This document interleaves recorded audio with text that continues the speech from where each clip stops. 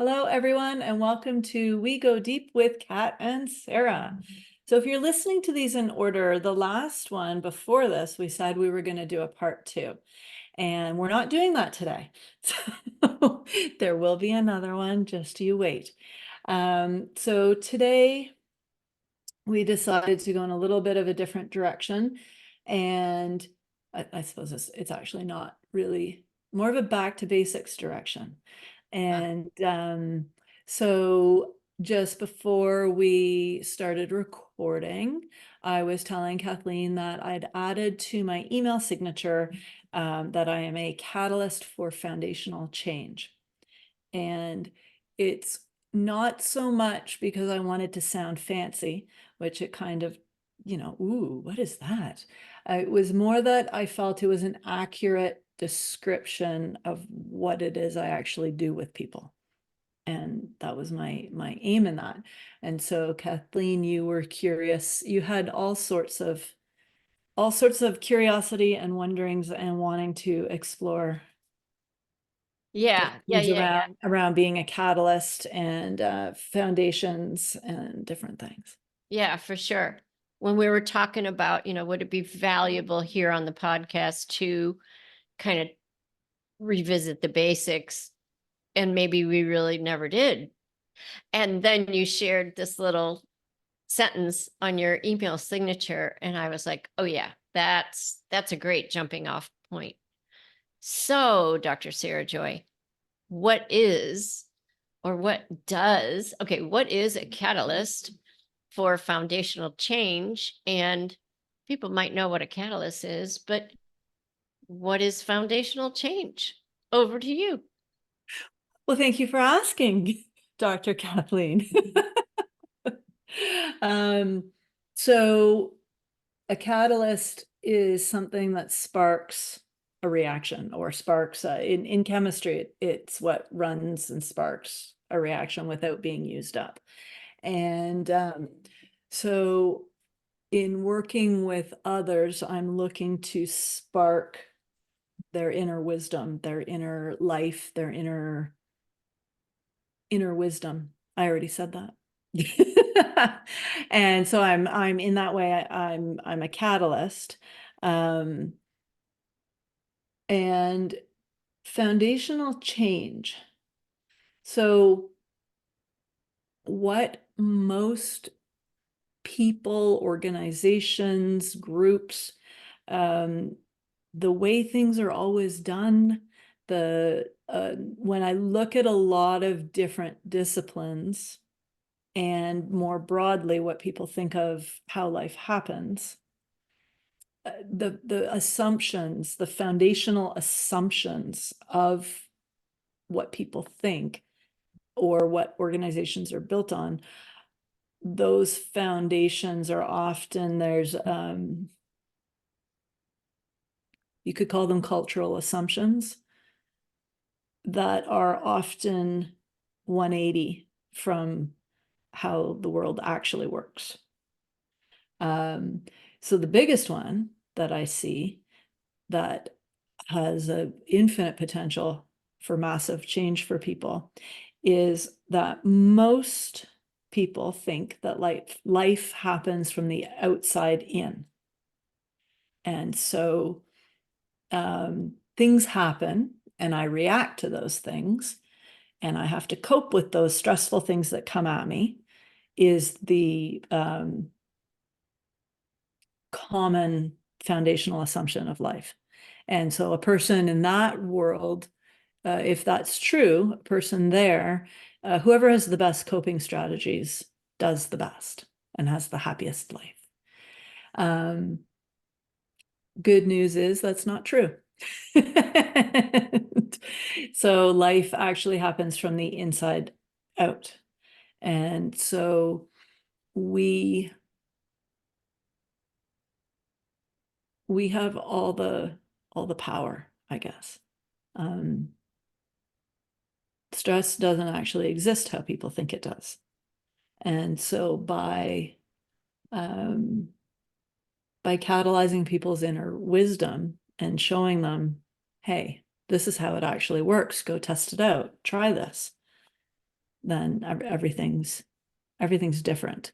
And whatever a person wants to achieve in life becomes so much easier when you're actually working with the proper basic assumptions. Yeah. Yeah.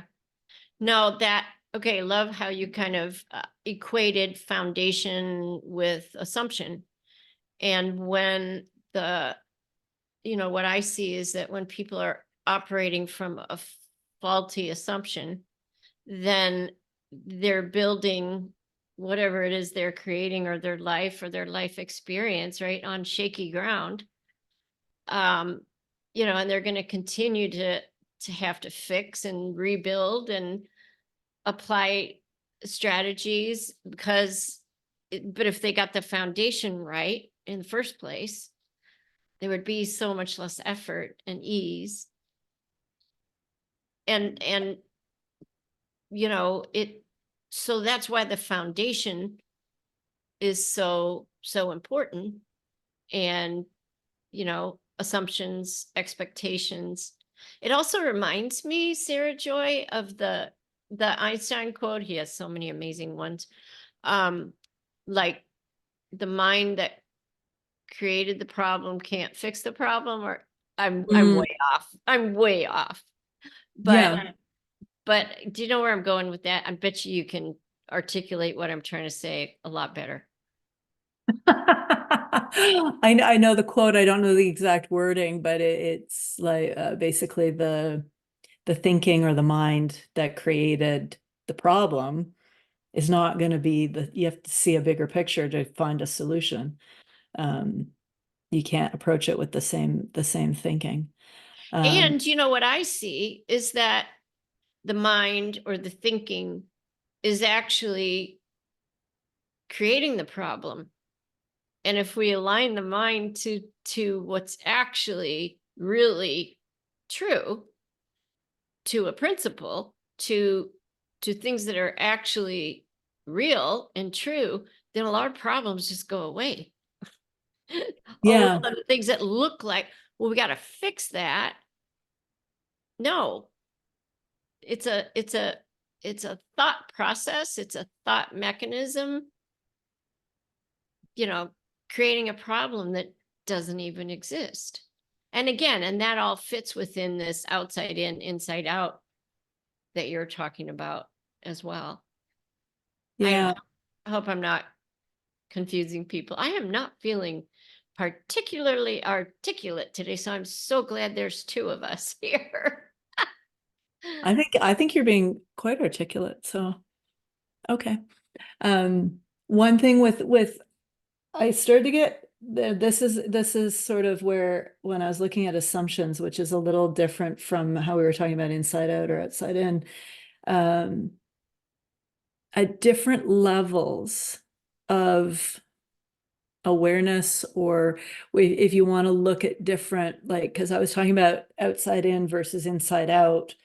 That's so in many areas of life, people will have a assumption about a topic that they never even question. They don't even ever see it because it is so assumed. Well, everybody knows life is stressful.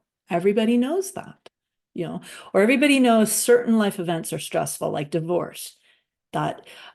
Except it's not always stressful for everybody.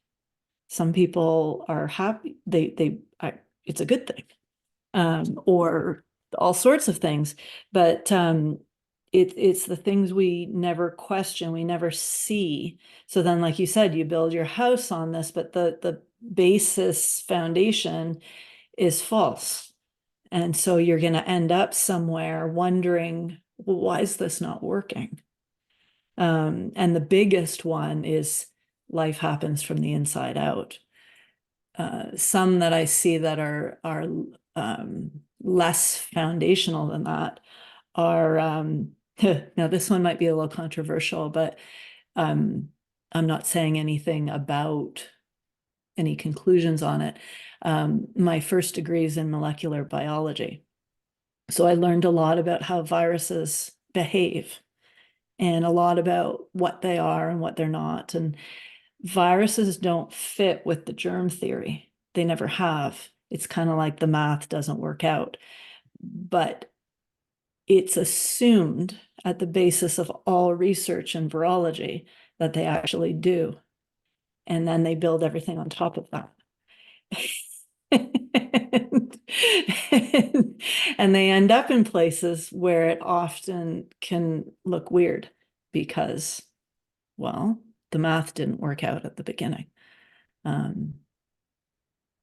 Anyway, so So what, what just came up for me? Like, well, I've already postulated my own answer to the question, but I'll say it anyway. Because what the heck do I know? Um, like, why don't we question our assumptions? good question. To me, that's like asking, why don't we question the thing we don't see? Yeah. I was Yeah. like, that was already my answer. Like, well, dumb question. We don't question it because we don't even see, we're not even considering, right? It's like the goldfish in the fish tank, like swimming around in water, or my metaphors are off today too. But we don't raise the question because it didn't even occur to us that we have an assumption that might be faulty. Mm-hmm. We're just running around chasing around problems, perceived problems caused by faulty assumptions. And our focus is out there on the problem instead of realizing, well, wait a minute, what if the assumption, what if the foundation is where the problem is? And once you solve that, then Yeah. the I heard inherent problems sort of take care of themselves. But it's like we don't see that. We're out there, you know, acting like problem solvers, yeah. or even on a more personal level, like there's a me that is separate from life itself that needs fixing. You know what I mean? So I'm out there doing the Mm. self-help, self-improvement, and the faulty assumption is that there's something wrong with me. Or growth. Yeah, I We need need personal growth. personal growth. Yep, we need to get somewhere. There's a path. And when I fix myself, grow myself, expand my consciousness, then I'll be at peace. Then I'll be, well, what if that's already here? What if the assumption is that there's somewhere to get? And the big cosmic joke is that it's already here. There's the pathless path, right? There's nowhere to go because but we don't but that's not what the entire culture is based on. The opposite of that, and that's what we swim around in, so we don't even question the assumptions because that's what everybody else thinks, that's what everybody else is up to. That's how we're going about changing the world, make the world a better place, self-improvement. Not at all to say hello to our listeners, that there aren't things to do and actions to take and things to be said and, changes to be made. Anyway, Only if you want to make the change. well, yeah, Yeah. I see, now this is in a bit of a different direction again, but I find it fascinating. Even something that we all like gravity. Gravity looks to be pretty true, right? So apparently I, yeah, it's a theory of gravity yes, because, and I've listened over the years to a few scientists on, well, why is it still a theory? What are the problems? And again, the math doesn't work. And when they get to a big enough level of solar systems and planets that I didn't quite fully understand, the problem of the math not working out, where at a lower level, it's like a little problem, then it gets amplified. And then they realize when the big things can't be solved, like hugely, that, oh, we just really don't understand gravity, like at all. And it becomes very obvious in some of the areas these scientists work in. And I became fascinated by, apparently there's a whole group of renegade um, physicists who feel that the force behind gravity, or us sticking to the planet, is actually electromagnetism and not what we've always called gravity. The force in gravity is called a gravitron, I think. Gravitons, like photons is light, and gravitons are apparently what's responsible for us sticking to the planet. And this whole other group of scientists say, no, no, no, it's electromagnetism, which is I can't think. I think it might be electricity. I'm not entirely sure. It's considered a weaker force, but apparently, if you use that as a foundational assumption, the math works. Mm, And when they go up into these bigger problems of could we solve for this, it looks like yes, but nobody will listen to them because they are considered renegade, because they threw out a lot of historical assumptions in physics and said, no, these guys got it wrong in the past, and we have to start again. We have to throw out everything we know. And I find that to be true with our assumptions of how we think life happens. It actually, we live in the feeling of our use of thought. And so if something looks stressful, it's because we thought it up as stressful. It's not inherently stressful, to use that as an example. yeah. Yeah. Well, back to my early question, like, why don't we question our assumptions? Like you're sharing the story of the scientists, like, but we've always thought that was the way it worked. And if we question that, it's going to pull the rug out from under. And I think on, on a personal level, that can be a little um the word's not coming, disarming, a little confrontive, like, what if what I always thought was true might not actually be true?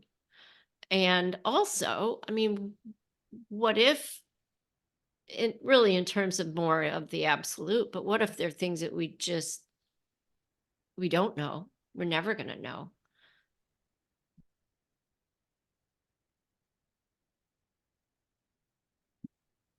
Like you said, two totally Yeah, different. I'm going, I went in two different No, directions. which is fine. I was just debating. I'm like, which one to, Which breadcrumb trail are you going to follow? well, we can, so yeah, it can be disconcerting. Yeah. Like, yeah, the two groups of scientists I spoke about, apparently they're quite at war. And it looks funny to me, or to people outside of that field, like, don't you just want to know what's true? Don't you want to just be able to invent new things? Like, we would get so much farther in physics if we just figured out what was actually true without bias.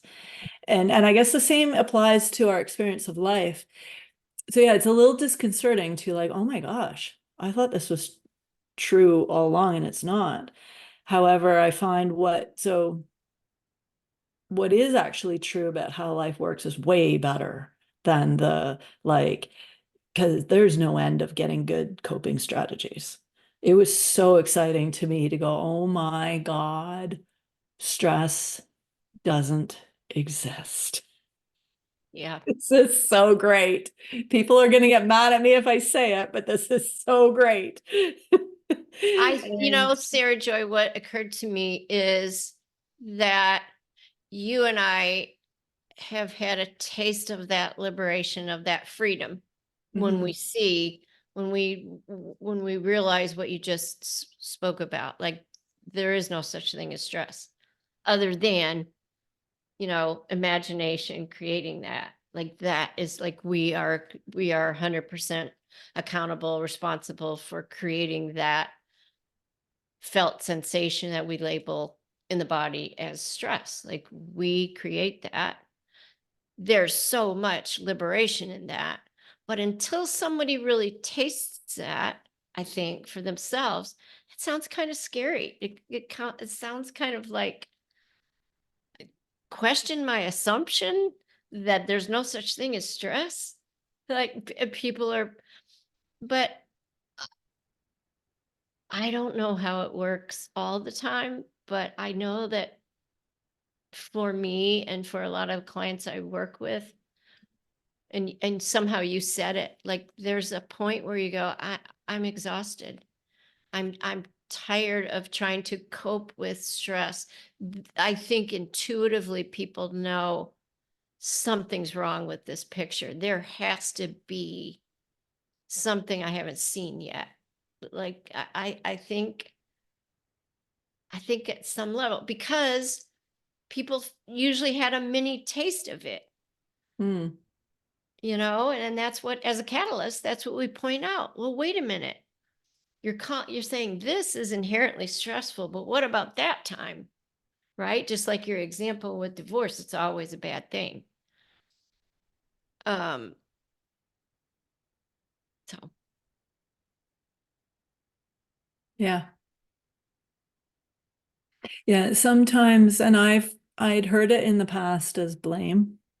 Um, like I would never create this feeling for myself. I would never do this to myself.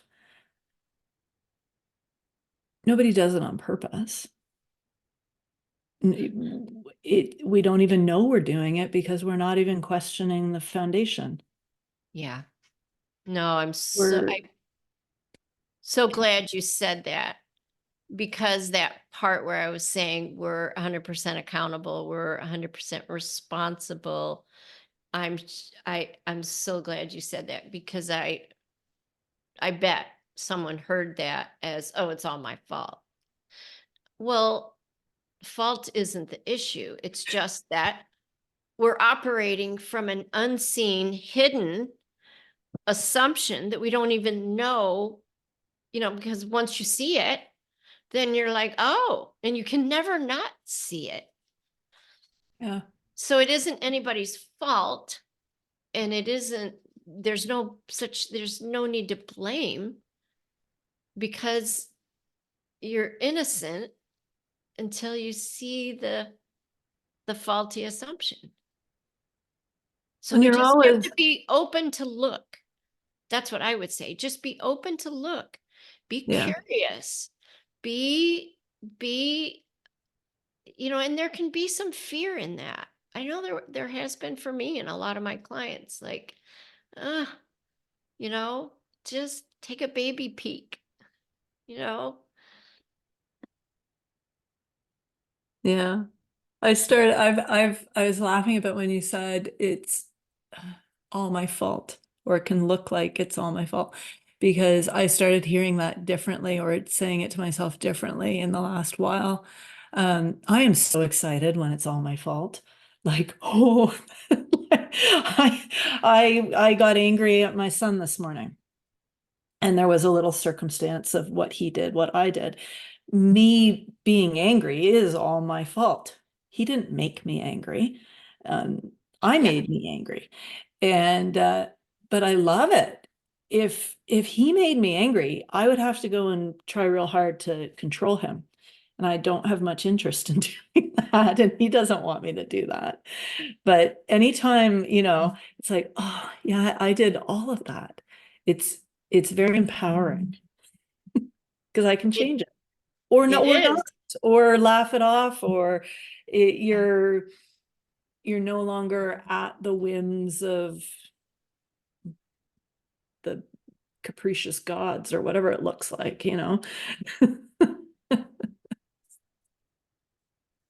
Yeah. Yeah.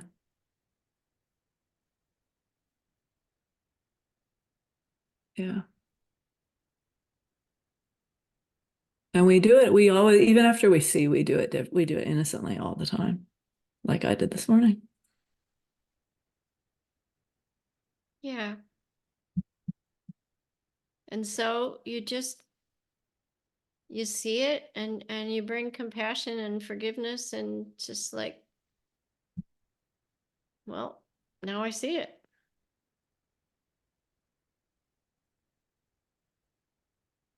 Yeah.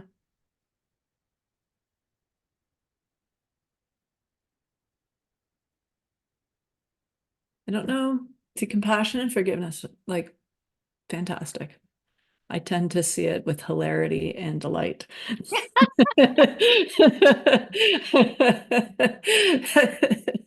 But it's you see it and you see what it's like what you thought was real isn't, and that's fantastic. Yeah. So whatever the response Yeah.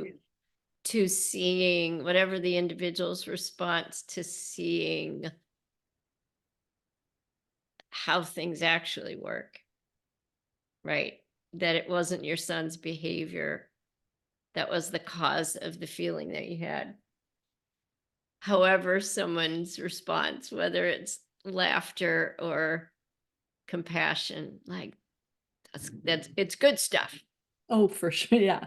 The result is a All good life. stuff. The result is a life of more freedom, more ease, more possibility. Yeah. Yeah. I think I need to laugh more when I see something like that. I think I'll try that on. Uh, cool. Anything else for this time? I'm complete, Dr. Sarah Joy. How Cool. about you? Yeah. Yeah. It will be very cool to see where we go on the next episode. It will be very cool. I have no idea where we're going to go. Me either. All right. Thanks for listening and bye for now. Bye.